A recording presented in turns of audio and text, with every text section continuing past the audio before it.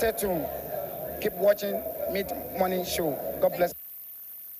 Actually, it is not cliche when we tell you to keep watching the Mid Morning Show. A beautiful morning to you. You're welcome to yet another exciting episode of the Mid Morning Show, the special edition, I must say, Burn of My Burn. Yes, my name is Belumi Asende, and it's not a one-man show. Nancy, how you doing? I'm doing good. I must say you look good. Thank you, lady in purple. Thank you. But we decided to do pink and purple. The same family. That's beautiful. Good morning to all, watchers out there. My name is Demito Behulu. Hope you're doing great, because this Wednesday is about to be a very spectacular one. We are doing Bones of My Bones, and trust me, there are a lot of things you're going to learn in today's edition. True. And yes, it's the last Wednesday in the month of July. Q3 also is winding away gradually. Yeah. And I'm just trying to tell you that you should not throw in the towel for the year 2026, because, good things will still come towards the latter end of the year, right? Okay. That's right. Yes. This quote says, love turns ordinary moments into unforgettable memories. And then doing Bone of My Burn, doing Two Hearts Beating as One, doing Best of Friends, an administrator meeting an educationist. And, the fact that they've been married for, they've known each other for 40 years, married for 32 years. Oh my. A lot to unpack on today's show. All right, before we bring in our guests, let's take this feature on Spark in Marriage. Enjoy. You may kiss the bride. And with that, a lifelong bond is sealed. One that is hoped to bring a lot of happiness, commitment, fulfillment, and love. To find love is beautiful, but to nurture it to the point where two people decide to take the bold step of saying, I do, and committing to spending their lives together forever is truly a blessing. Falling in love is easy, but staying in love is where the challenge may be. When people fall in love, most times the feeling is enchanting, almost magical. But with time, the feeling may begin to fade or lose its heat. This does happen in marriages as well. After the initial excitement of the wedding day, the honeymoon, and moving in together, life most times afterwards becomes a routine with dating or courtship, except when the individuals involved are cohabiting. The fact that they do not live together and see each other all the time may still retain and reawaken the excitement each time they meet. That doesn't mean that feelings don't change sometimes, especially when they are too distant from each other. The saying, distance makes the heart fonder, may work for some, but then it may also be a reason some hearts derail. In marriage, however, most times the couple lives together, sleeps together, and spend more time together. Beautiful, right? But this may also mean seeing too much of each other, having no other lives but each other, and falling into a life of routine and sometimes boredom. Yes, boredom. Most individuals, once married, stop paying attention to details, doing things out of the box for the other, making each other feel special, and become too predictable or too busy trying to make ends meet. After all, aren't they now married? So, why the special effect or the fuss over someone you see every day? Ideally, marriage should be enjoyed and not endured. And for this to happen, efforts should be made by the individuals involved to retain and sustain the spark in the marriage. You may be wondering, what's the spark? It is that initial rush of excitement, the butterflies in your belly, that leap in your soul, the acceleration of your heartbeat, the sheer joy you can't explain, that lightness in your feet, the lightheadedness and complete bliss that you experience each time you see that special someone. It is that special bond that you share with that special one, and it is that special feeling essential for keeping every marriage exciting and blissful. The spark keeps the marriage fresh, exciting, and leaves the couple falling in love with each other over and over again. Irrespective of their age, they feel ageless. Without the spark, however, a marriage becomes just a routine, an arrangement of convenience, or may outrightly head for the rocks. So, here are some tips to keep the spark in your marriage ever fresh. Communicate your feelings, as bottling up emotions affect the marriage.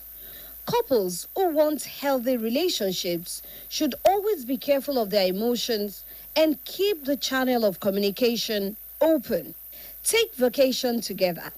Taking time out for couples is an avenue to express themselves and communicate better. Vacation is an opportunity to spend time alone and revive any lost affection or feelings. Don't go to bed angry. Settle every dispute instead of sweeping it under the rug. Going to bed angry will first of all affect the adequate sleep needed. So, anger will not only affect the marriage, but the individuals involved. The issue that leads to anger may be mild, but if care is not taken, it can fester. So, it is better to settle disputes early without taking it to another day. Couples who play together last forever. Scientists discover that relationships are more likely to last if couples play and have fun together.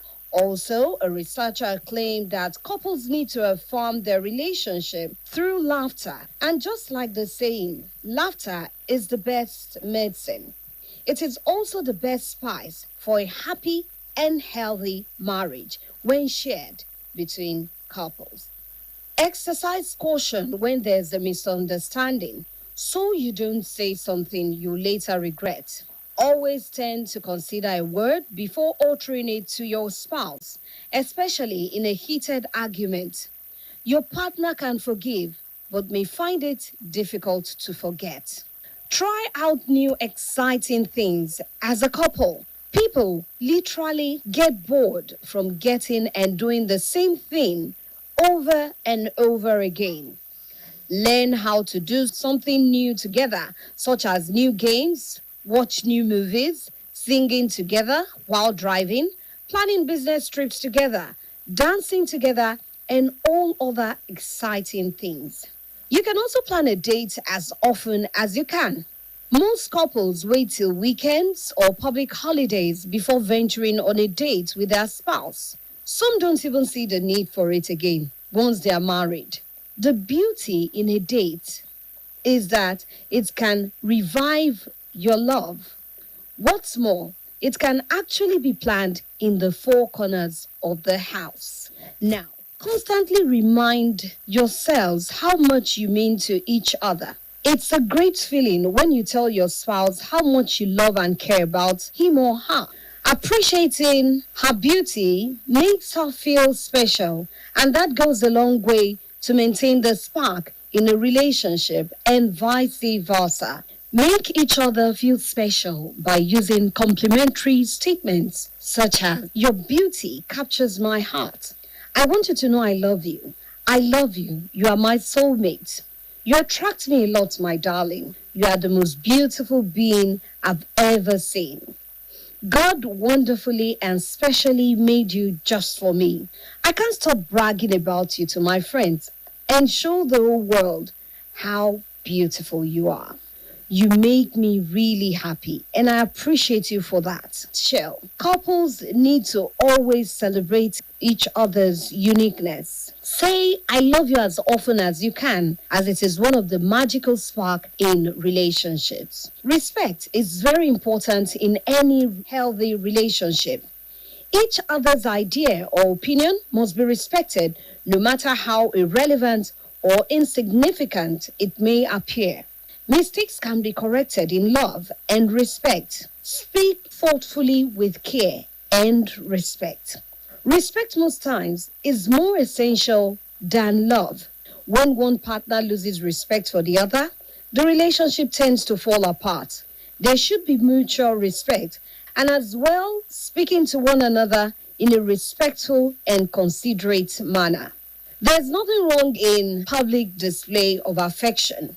Beyond the usual saying, I love you, public display of affection also shows how strong your love is and how open-minded you both are. Public display of affection, such as holding hands, kissing, smiling, hugging, arms around the waist, gentle touch, and so on, show how strongly bonded you are. Forgive. Betrayal runs deep but can be healed. Being able to forgive and let go of the hurt is a critical tool in marriage. As marriage is the coming together of two imperfect people, there'll be some imperfections, but love should conquer all things. Spice up your sex life. Try new arts. Don't be boring partners in bed, regardless of your age. Do not keep it on a last to-do list. Prioritize intimacy and make intimacy time exciting. Healthy and active sex life is very possible even after many years of marriage.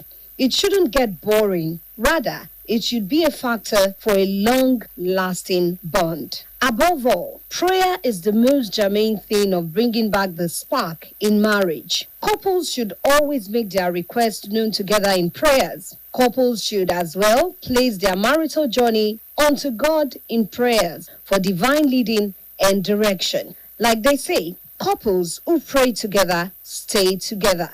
In conclusion, step out of your comfort zone by challenging yourselves to do all these. The more new activities you bring into the marital journey, the fresher the relationship will be. The more you step out of your comfort zone, the more it will be easier for you and your spouse to bond and even get closer like never before. Marriage is indeed beautiful, but we can make it beautiful with some work. My name is Muiwa Demolam. People call me Authentic. Keep watching Mid-Morning Show on BCOS RTV. God bless you as you do, always. That was an extensive feature on Spark in Marriage. It reached to be long. And the essential things they said, like, talking to your partner, making them feel loved and all, it's quite important. Yeah, truly. So yes, we have a guest in the house with us already. Like I said, administrator meets educationists, two hearts beating as one, best of friends who have known each other for over 40 years, and been married for 32 years. How did they do it? How are they doing it? Courted for 8 years. That one said be long.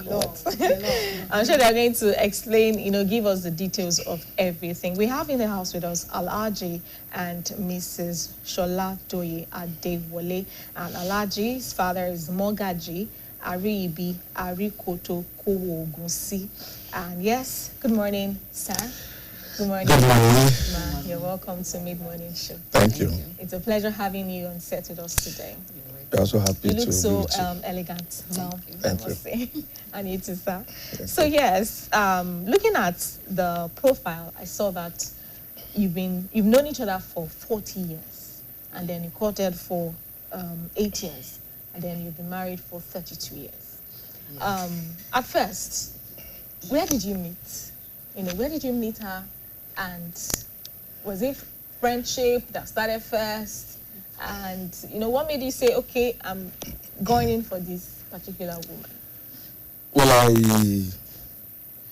we actually lived in the same area. And I was not based in Ibadan originally. I'm from Ibadan, Olori Sauko, Aribi compound in Abebi. But around 1930, some of my family members were actually farmers, and they moved through Akufo. We are from Aribi village, close to Akpete. Then we also have a village, Abaudo. We also call it Adewole village. That's my great-great-grandfather. So they moved from that place when there was no sufficient cocoa farmland. They crossed to Ibarapa land. They first stopped at a village called Sikiti. And then from there, they discovered that there was another fertile land in Osogun, the town where Bishop Ajayi Crowther was born.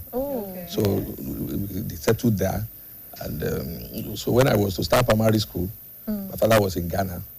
I went there, my uncle took me there. So I started primary school in Osogun. So that means that between 1969 and 1975, I was in Osogun. And later I moved to Lagos. So actually I was not in Ibadan. I came around. I went to secondary school in Adro-Awaye, progressive secondary school, Adro-Awaye. So I moved to Ibadan after my school started in 1984. So when I now got around, that was the time I think I was seeing her on and off. Then after I finished my ND1 at the Polytechnic Ibadan, I was on attachment at the Sketch Press Limited, the firm now. So that was when I took a closer look and said, I think this woman can be wife material. And so when I met her, I did not even ask her to be my girlfriend.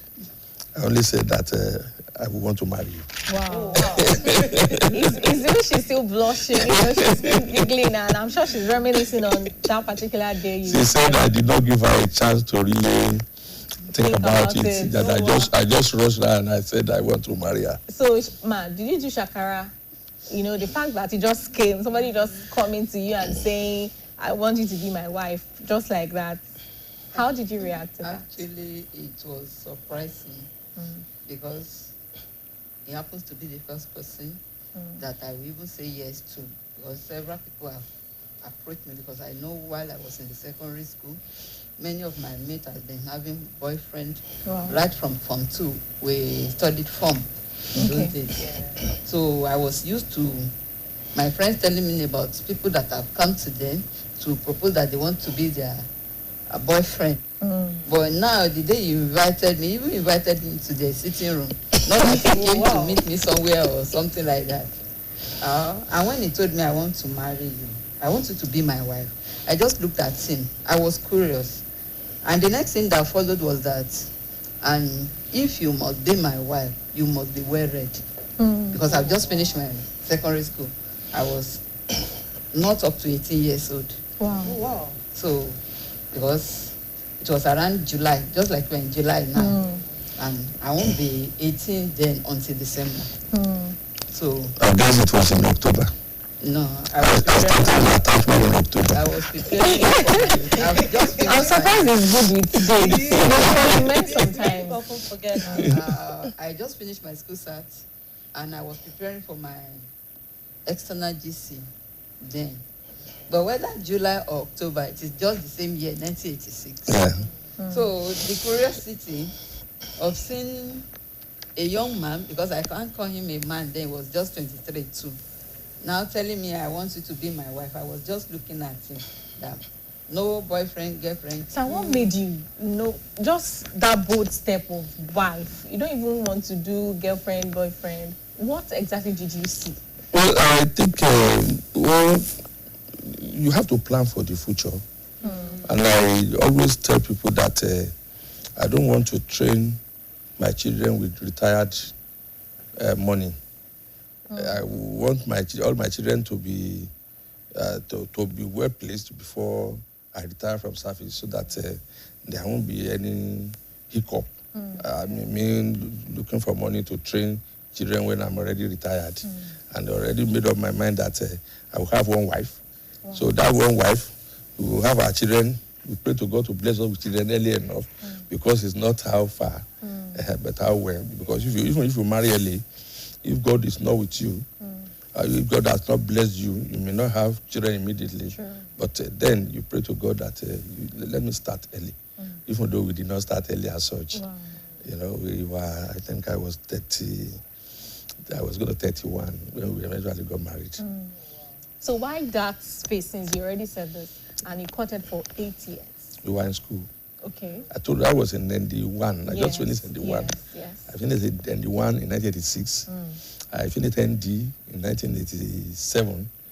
I was back in Sketch for another 1 year attachment. And then I went, the Botanic Ibadan lost accreditation for HND, so I couldn't attend the pretending banner for HND. So 88, I went to Abeokuta. I finished in 1990. I served 1991, and I had to work a bit. So those period, were you keeping in touch? Of course, I recall that during my service here at the camp, I think I received up to 3 letters from her. Oh. Because it was always, before I reply, another one would come. You know, probably she was thinking some people would snatch me during the service. We've heard so many stories and cases of such where people will say that something happened during the service year and then a relationship of, longer years got scattered because of one strange woman out of nowhere. I think immediately after I proposed to her and she agreed, I introduced her to my family. So virtually, even by a certain family, virtually everybody knew her. Before the marriage, she was more or less a wife in the house. How about you, Ma? The fact that he said he already introduced you to the family. What was the reaction of your parents, when they got to know that, he said he wants to marry you, and you're already going to their house and all. And you know our parents back then, how they can be very strict and all. So what was your reaction? Actually, I was not staying with my parents. Okay. I was with my grandma. Oh. And likewise himself too. It will not be easy to tell my parents, especially my father, who happened to be a police officer. I cannot boldly go to him and tell him that, I've seen somebody that said he wanted to marry me. It was at what age? But, in Yoruba land, when you are living in a community, especially traditional community, not community whereby a new setup, everybody knows one another. And one way or the other, they may even be related. So my grandma knows, and knowing the family, that the family is one of the reputable family in the community, she accepted. So that was just it. But I did not have the boldness to tell my parents. So who did? It was later. Okay. It was later, when we were ready for marriage. Wow. That was when, when you are living with either those that are illiterate or semi-illiterate, they do not care so much about situation like that. But when you go to somebody that is educated, maybe my father would have beheaded me. That what are you telling me? You that are supposed to go to school, don't tell me about that. I can't even say it. I don't have the boldness. You will recall the incidents when, I think shortly before she entered for to Federal College of Education, OCLA, she was in charge of her father's cement shop. Okay. I think I was in the HND1. Yes, I went to see her there. Then she just heard the father's voice. Hey. He told me to melt away. How did he escape from that scene? Well, there was a nearby shop. Oh. So the father thought I came to price cement. Oh my God. So I entered the second shop, and that was why I left. Wow. And to even go to their house in Malete, that is Ademo layout, it took me a long time to go there. And later, when I went there, I claimed to be a friend of one of our cousins. And even when we were going for engagement, I didn't know the road to our house. Wow. Because that Baba, but he later became my friend. Wow. That's nice. Okay, Bam, so before he made his intentions, before he invited you over the day he told you he wanted to marry you, has it caught your attention before? Actually, like I said, that we were living in the same community and we all know one another. Yeah. I happen to be close to his uncle's wife. Okay. Because when I was in the secondary school, it is just natural to me. I know how to plait hair. So I do plait hair for my friends. Okay. So there was a day the uncle's wife invited me over to help her to plait her hair because the person that usually plaits her hair wasn't available. Okay. So I plaited the hair, and that was how I became a constant big figure in the household. So there was a day I was with the madam plaiting her hair, and I saw him in the sitting room reading pesetas. Okay. When I was in the secondary school, almost all of us used to compete on the numbers of peseta that you have read. So immediately I saw a peseta with him. I was fascinated immediately. And By me. by the book, by the book that we were reading. So I had to call his attention and ask for the title of the peseta I was reading. He told me, I said, I've read it. Wow. He now went inside to bring out more copies. I think out of the 7 copies he brought out, it was only 2 or 3 that I've not read. And I gave it to me. Before, let's say they gave the book to me maybe on Friday. By Sunday, I was back to return the book to him. So he now asked me, have you finished? I said, yes. He now asked me to narrate what I read. And within a twinkle of an eye, I was able to narrate all the 3 novels. You wouldn't know that. Maybe that was that. It was at that point I was like, this is my wife. I wouldn't know. But that was how we got talking before he now invited me over. I think I love the fact that back then reading, because I remember somebody saying that when they want to show more, like they will have novels in their bag and they would use that. That time we read a lot. I recall that at age 15, I had read all the West African writer series. Wow. I was in Lagos staying with my uncle, the late Professor Tajuddin Adiremi Ajekigbe. Slate now, was an oncologist and a consultant. So I had read all the, virtually everything. I started reading newspapers at 13. Because with him, it was a crime not to know what is going on. It was a crime not to know, not to be current, not to read newspapers, not to listen to news. It was like you have committed a crime. Okay. So, being married for 32 years, after the whole courtship of 8 years, then you finally, got married. The first 5 years of your marriage, how did it go? Because so many people would say that that's if you can survive the first 5 years of marriage, you're good to go. So it wasn't easy, but God made everything simple. She was working in a nursery and primary school at, what's that name of that school now? Viney, the nursery and primary school, owned by the Anglican Church. And that was where we got married anyway. Wow. St. David's Anglican Church. Kudeti. And we now got home to do our Nikai. So shortly before our marriage, there was, just say was recruiting teachers. Okay. And I was a correspondent in the governor's office. Wow. From the House of Assembly, I got to the governor's office. I worked briefly with Governor Kolapo Shola, briefly with Colonel Kwegoha, who acted as state administrator, then with Navy Captain Adito Isode, thereafter with Colonel Kewinwosu, and finally with the late Colonel Ahmed Usman. I was with him when I was elected the chairman of Nigerian Union of Journalists of your state. Wow. That was 1997. So in 1994, when they were recruiting, I had an insight into it, and I told them I have a candidate.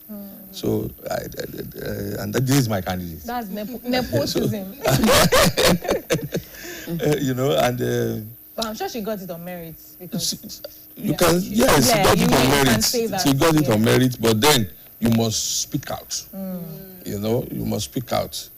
If she's not brilliant, I will not marry her. That was the first thing I told her, that you must be well informed, you must be well educated, and we supported each other. At times, he will floor me when we are talking about issues, because she's widely read too. True. Okay. So the first 5 years, 8 days after our wedding, we had our first child. Wow. And it was a big challenge because she was not entitled to maternity leave. We want to commend the government today that there is provision for maternity leave, even if you have not been married and you are pregnant, you have got a child. So it was difficult for her. At times we keep our child with the granola seller. I had leave. I got about 42 days or 44, I can't remember now, when I was with the sketch. But see, that had a child, she did not have. There was a particular day that I had to keep the child for a whole day, almost a whole day. Then when she closed, he came back. And when the child started crying, what would I give this child? And the child was barely 3 or 4 weeks. Wow. So I gave her water, and after the water, I bathed her, and I rocked her, and they slept. So that was a big challenge in the first instance. Of course, dressing the child before going to office is it was also a challenge. We did not have we did not have money to go to baby caretaker. We did not want our child to go there. Yes, because there was an experience we had sometimes in 1977. My uncle's child was taken to a daycare. Okay. So when we went to pick the child. I was young. I think in 1977 I was 14. So we met another child there who had factually similar feature, factually like our own little boy, except for the dresses they wore. So from that moment, it was decided that we will no longer take that boy to any daycare because they can swap the baby. Yes. True. So, and that fear also, I did not want that. Well, eventually, over time, I think our grandmother came, and she was the savior, so to say, because we were much more comfortable, and she tended all our children. Wow. Yeah. So that God period, bless her soul. Amen. So that period, Mom, how did you cope? Being a new mom, working, a new wife. Was it not cumbersome for you? How did you cope? How did you manage that period? Just like he said, it was God, because it wasn't easy. My principal then, when I got to school and she saw the baby, she said I can always take her to school, but that the only caveat was that I can't take the child into the classroom.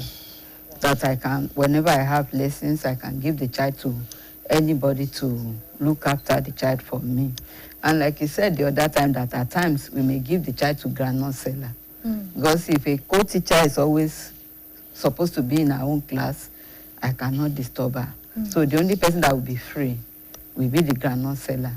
So once the children are not on break, and once they are on break, our two will be free.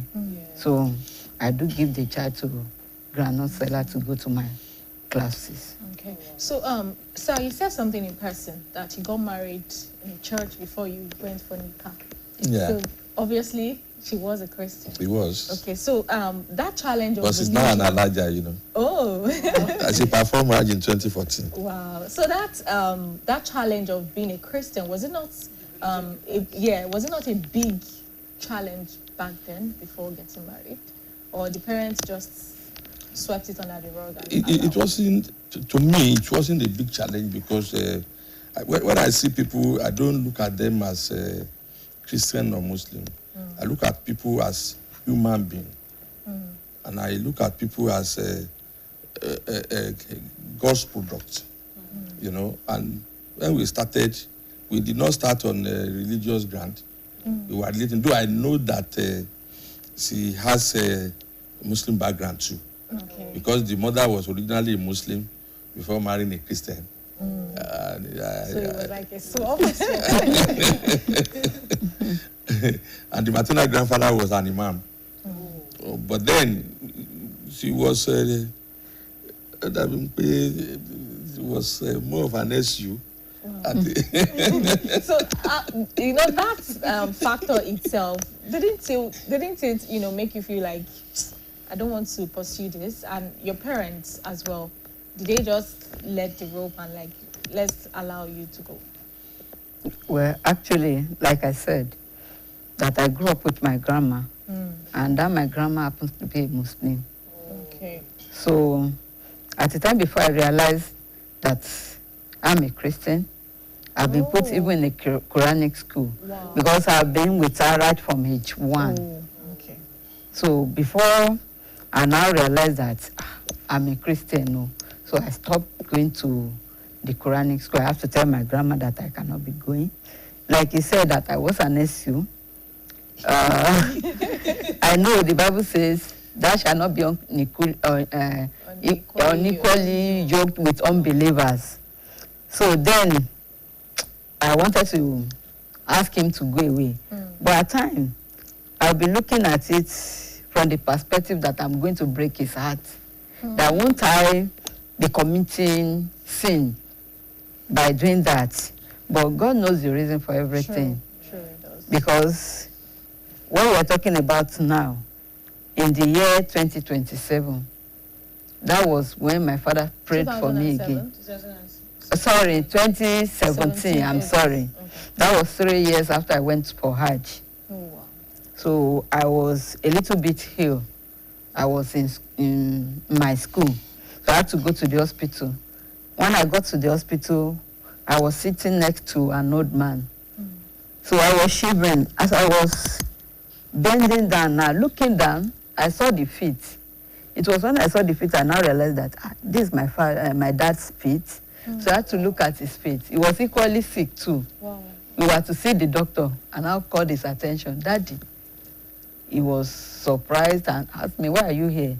I told him. He said, I'm here for the same purpose. So when we finished, it was while we were going home that my dad had to ask me to kneel down inside my car. He now prayed for me. I asked him, why? That I got married in 1994, you prayed for me. He said it was not from his heart. That he was not happy. That you know you are my favorite. I know you are a child after God's heart. So I was surprised when you brought in a Muslim man to marry. But I could not say anything because I married your mother, a Muslim. That he just overlooked it then. And that the last straw that broke the camel's back was when I came home in 2014 to tell him that I would be going on Hajj pilgrimage, that he was not happy. And then I came back, I brought gift for him. He took it, but he was not happy. So he now said that day that when he woke up in the morning and he was praying, that he had a voice telling him that you are just angry with this your child for nothing's sake. That what you did is of blessed memory now. That what you did is what I repay you back. That you took somebody's child then, married a child, turned a Muslim child to a Christian.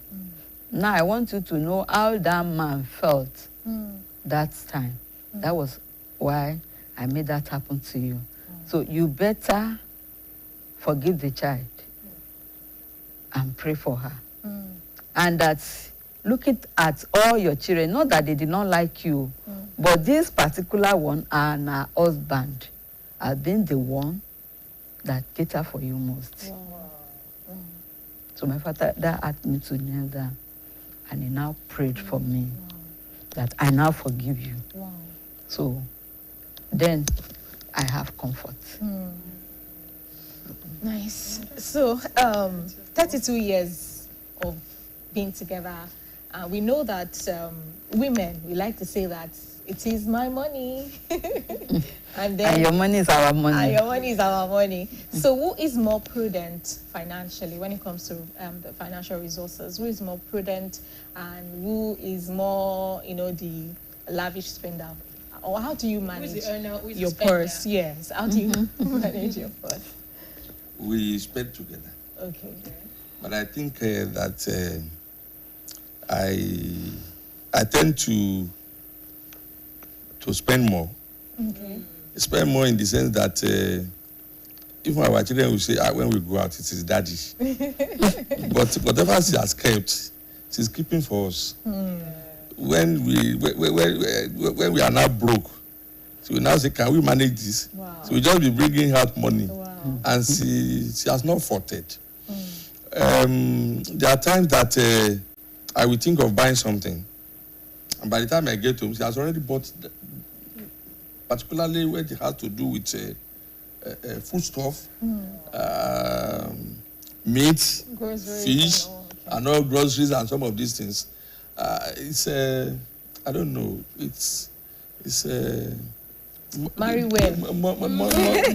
We have not really taken money to be something that would divide us. You know, and at times we surprise ourselves. There was one day, I guess we went to Alesloy with a co-teacher. Yeah.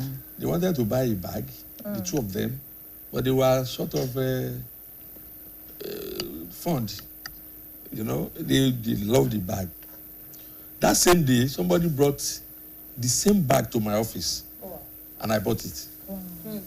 So when I now got home, I just said, "This is the bag." She immediately called her friend, but that bag is in my house. You see, that's the way we do. Most of the clothes that I wear, she buy them. Wow. And well, I do buy too. But you know, women are much more in fashion than men. True. At times, you choose my style. So we choose the tailor, even in most cases, until the tailor got to shaking it. We have not allowed money to be an issue that will give us problem. If we have Gary, that is what we have. When the marriage was young, I tend to be furious when my food is not ready. But over time, I realized that we will allow food to be the crux that will destroy your home. So now, even if there is no food, at times from the office, I will just phone when I'm coming. So he said, because I want to put something in my stomach before I get home. I don't want to trouble you. And at times I'm the one that buy bread most. Sure. So if there's no bread at home, I say, you didn't have bread, you are the one that buy bread. Because I know the children love bread.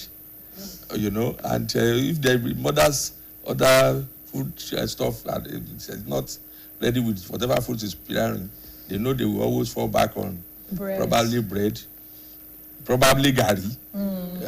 There's no time we don't have gari at home. You know, a local man. Oh, yeah. Let's say that.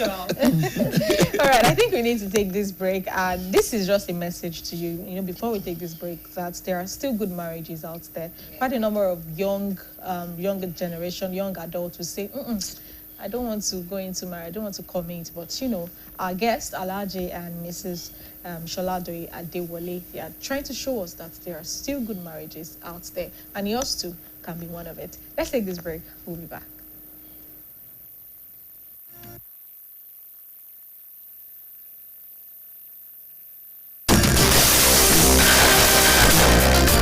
I think the best gift is love. When you love me, you can give away anything. My lover or my partner or my wife, if you cannot bring peace of mind to me, then definitely I don't think there's anything worth bringing up to give to me, whether gold, silver, or whatever, any type of gift. But first of all, peace of mind. And that's what I believe. Well, what it could give to me is trust. We should trust each other. When you trust each other, I think everything is settled to my own side. Clearly, loyalty is very important.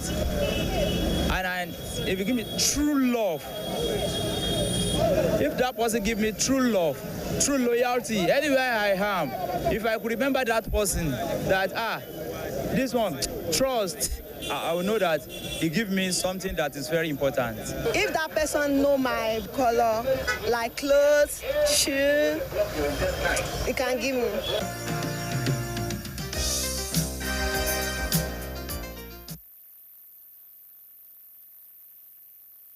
Love and understanding, I would say, is the best spousal gift you can give to somebody. How about material things? Maybe we should ask. All these Gen Z people. No, let's ask. Let's ask. Because I feel like, aside from the old values, those ones are values. Gifts.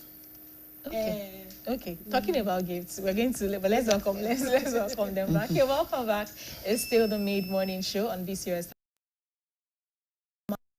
We have in conversation Alhaji and Mrs. Sholadori Adewale, married for over 32 years. So, talking about gifts, I said, love and understanding, communication, all those things that you can give to your spouse. There is also this one about the love language. I think the 5 love languages that we have encapsulate the quality time, attention, the gifts, communication, all those things, physical touch, all the 5 love languages. So how do you speak, talking about and looking at, like, the question is directed to you. How do you speak your spouse language, when maybe there are disagreements and then you feel like, this is what will make him to be calm? How do you speak his love language, and what do you do? How do you even, first off, how do you know his love language, and how do you speak it to him? If he's blushing, you would have said that she has done a lovely job. Like he said, that's a cultural man. Except you study somebody very well, you may not really be able to understand the person. He's a highly cultural man. There's what you Gen Z call PDA now. Yes, public display of affection. It's not at home with such, but it can be nice. It's just like a warrior. I do tell people that it's one of the ones that escape the soldier. Maybe it should have been a soldier, but with understanding. They didn't take me. Okay. I served for NDA. It should have been enlisted. Wow. Because when he's angry, no matter what you are saying at that point. But at the earliest stage, I used to give him fire for fire. When he's angry, I'll be angry too. But later I come to realize that I'm only giving myself problem. That it's better I keep quiet when he's angry. Let him express himself. But later, when he's calm, you cannot talk to him. But even if you are not angry with him, when he was angry and you are trying to explain yourself, it is as if you are putting petrol on fire because he will not want to listen. But by the time he has finished expressing himself and he has calmed down, and you now started telling him, he now reason with you. And once I got that, I don't trouble myself again. So as you a got woman, the key. okay. Yes. So if he's talking, he's angry, I keep quiet. I'll be looking. No matter, even if I'm angry, if I become angry with whatever he was saying, I won't say anything. But later, when he has calmed down, I'll explain things to him. So like I said, that understanding matters most. One of the things that would have caused a lot of fight, like when you mentioned money matters the other time, the first house that we were living in, not quite a year after we got there, we were given quit notice. And we were given 7 days to vacate the building. Although he got a lawyer Should be like that gave him letter of caution to those people. But one day I was going to walk, crossing to the other side of the road, looking at the lintel of the house I was facing, I saw something written with charcoal, house to let. I was wondering, is it children that was playing? So I have to cross back again, make inquiries, and I was told the house will be available.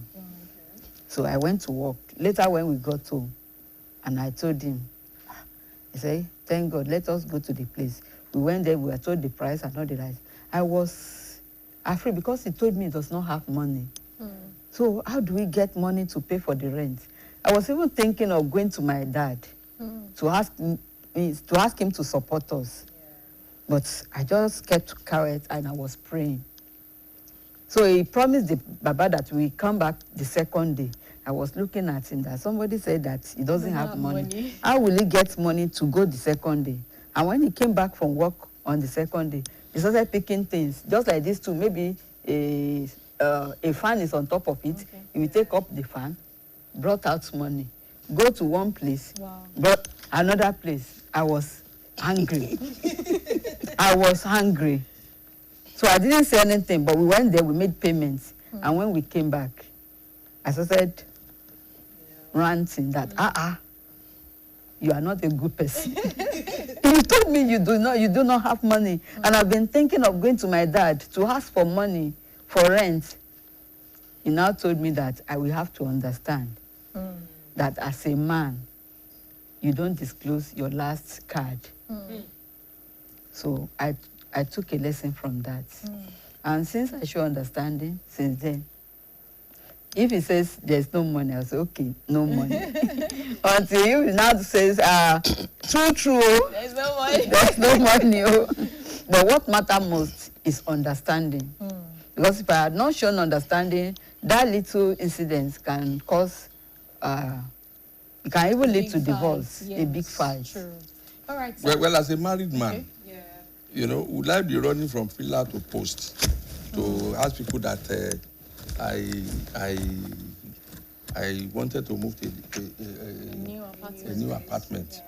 You know, your duty is to provide shelter for your family. And since I knew we had been given quick notice and we had short time to leave, so I was saving the money bit by bit, so that. But by and large, I think it is understood. Okay, so and even if I keep money, I'm keeping the money for the family. Wow. If you ask me now, the house we live in, for instance, I don't know how we constructed the house.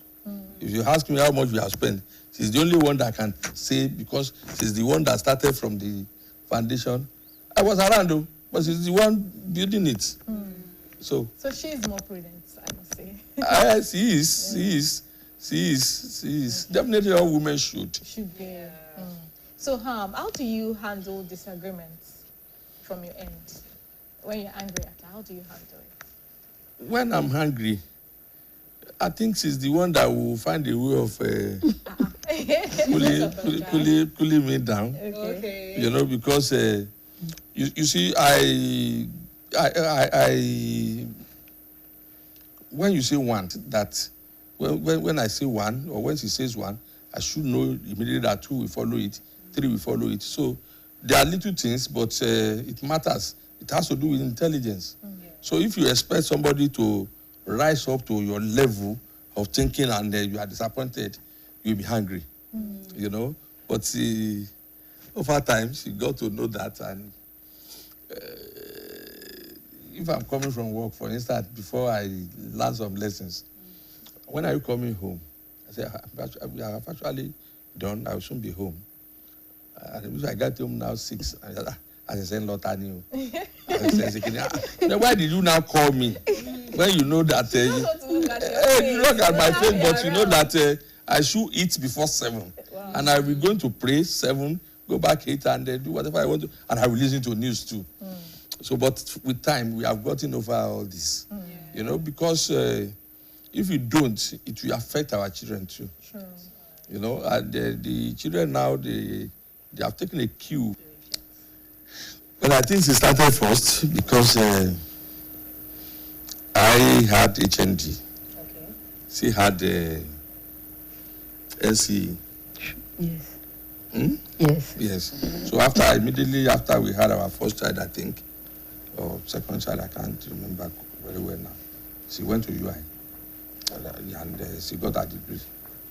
So after her degree, I also went back to UI to get my master's. So when I finished my own master's, she went for her master's. And when she finished, I also went back to UI to... Yeah, doing it simultaneously. But she wanted to go for a PhD. But then we will not do that at the expense of our children. That's right. You know, and we thank God that we have been able to nurture them to a level. Nice. So talking about fatherhood, how do you balance it? What's that? Fatherhood. How do you balance it, and how do you balance being a husband as well, and also being, keeping your? I'm the dramatist at home now. Wow. Wow. You know, I sing for everybody. Oh. I sing for the children. I sing for myself. Wow. I dance for the children. I dance for everybody, and I recite our cognomen. That is our oriki. Okay. For them, and this is where she has also got pass mark. Wow. When she gets to her family, and your Lord can write him as a way as a bearo bojo. Marikotoko Gusi, Omololo, Omoloro, Omoloro to go to Beroso and Loco. Oniberu Luku, Oniberu, Kòtòkòtò Kóńgò, àríkòtòkò Ògúnsí, Apàkọ́lá, ọmọ ọ̀sùn pàpàkọ́, Mògbélé wípé ìgbìdàgbò òkè. I can go on and on like that. You know, ọmọ àkànwá adọ́jọ́ sí bí ọba àgbèrè bí ọba ọjọ́, ọmọ ọ̀wọ́sọwọ́yè, ọmọ ọ̀bọ̀n òṣèrà bí ẹ̀tù, bàbá ró làárọ̀ àbọ̀n ọkọ̀ alégẹ. Nice. That's really beautiful. Seeing them doing, you both doing it. And then when I see my children, I will mention by each of the name. I will say, "Tèmi ládé mi ò máa rọra." Wow. Tèmi ládé mi ò You're actually the dramatist. Yes. Salabi ọmọ tó dára. And when I want to impress her, I will just say, aya tí mo fẹ́ sílé, mo rántí ọjọ́ ìfẹ́ pàdé o, tàjọ bá ara wa sọ̀rọ̀.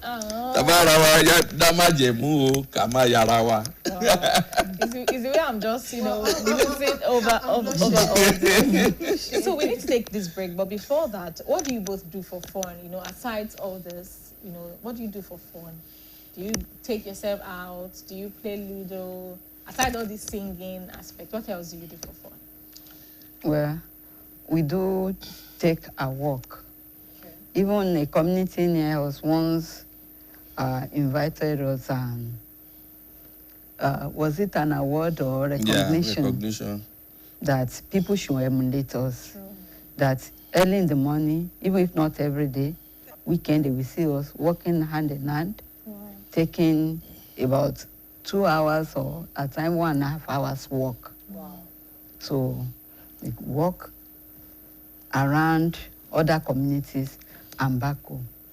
And they were even telling their people that even if you have misunderstanding, by the time you are taking that walk, surely that misunderstanding will end. I was even surprised. Even the man that nominated us was a type that I used to be afraid of anytime we are going for walk, because when you are going for a walk, definitely you wear trouser or a jersey.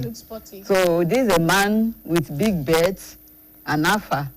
So, and usually they don't like women wearing things like that.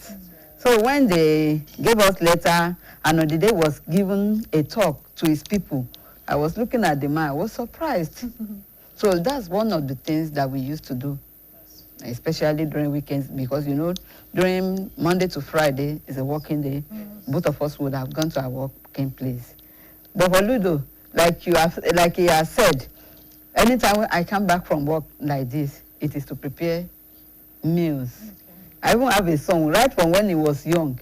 If he just got back from school, sees you in the kitchen, still cooking, without making any effort, you'll be seeing tears on his eyes because he wants to eat. Wow. So that makes him. He resembles Daddy, I'm sure. So that makes him to know how to cook very well. Wow. So anytime he's around, if I'm not at home, I'm rest assured that my son will do everything, even from this cooking stew from the scratch. Wow. We go to Amala. Wow. So he will do it perfectly well. We have a lot to unpack, but time will not even permit us. But we need to take this break. We'll be back. Stay with us.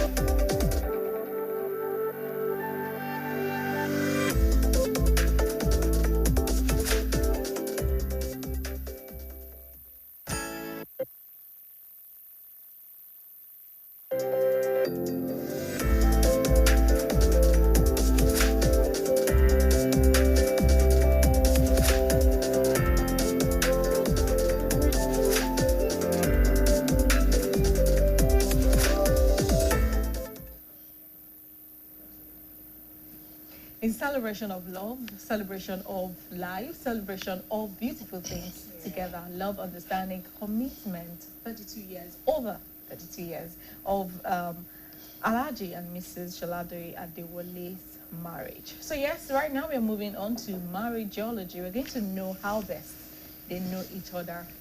This question, I'm really looking forward to it. So yes, sir, you must not look at mommy's answer. Please let me pass it to her. Answer the marker. Since mommy is an educationist, you know that she will not allow. This is an exam hall. No copy, no peeping. Okay, so what is our favorite song? Her favorite song. Yes. She doesn't really have. You have to write it. You have to write something, and she has to write it too. Okay. She doesn't have good voice for songs. Yes. I guess should we make it two? Should I change the question? She doesn't really have. She doesn't. Okay. So the fabric she was wearing the first day you met her, what is that fabric? You have to write something. At least we've made it easy. Oh, mommy, you cannot remember what you were wearing, the fabric. That was quite a long time ago. Oh, wow. So you can keep it. Don't let her see it. It's funny how you cannot remember yourself. The fabric, maybe Ankara, lace. Or if it was a trousers. This one, ma. Ankara gown. Anytime she's passing by, you see children singing to her that she will turn to dogs. No, she will turn to a man. To a man. So it's now that we are wearing. That was the belief that time. They will say, if you see a woman wearing trousers, that woman will become a man. So how come you still remember that? It was because. But you did not remember the fabric. She wrote no. Ankara. She was always wearing gown that time. Okay.